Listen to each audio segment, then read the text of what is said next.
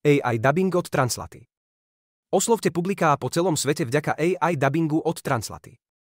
Globálna stratégia s lokálnym dubbingom. Viacjazyčný AI dubbing je vhodný pre vaše prezentácie na obchodné rokovania, pre vzdelávacie inštitúcie a tvorcov obsahu, ktorí sa chcú prihovoriť cieľovej skupine v ich rodnom jazyku. AI dubbing vo viac ako 70 jazykoch. Vyjadrite presne to, čo potrebujete, bez zbytočných nákladov. S použitím AI technológií dokážeme dodať vysokokvalitný dubbing, ktorý bude verný tónu a tempu vášho obsahu.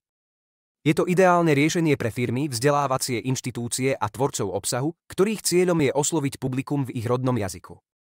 Sprístupnite váš obsah ľuďom po celom svete s viacjazyčným AI dubbingom. Globálny dosah, rýchle výsledky. Revolúcia vo forme AI dubbingu. Odomknite bránu do sveta s našou službou AI dubbingu. S podporou pre viac ako 70 jazykov si môžete byť istí, že vášmu posolstvu porozumie celý svet. A to všetko aj s expresným dodaním.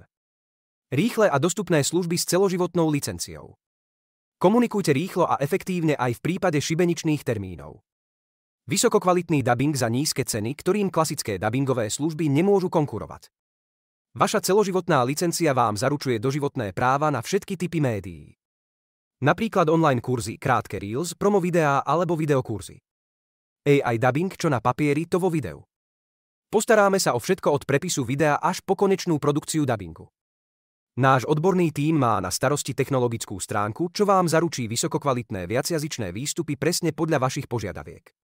Či už ide o podcasty, videá, vzdelávacie kurzy, materiály, pomôžeme vám dostať vaše slová do videa v akomkoľvek jazyku.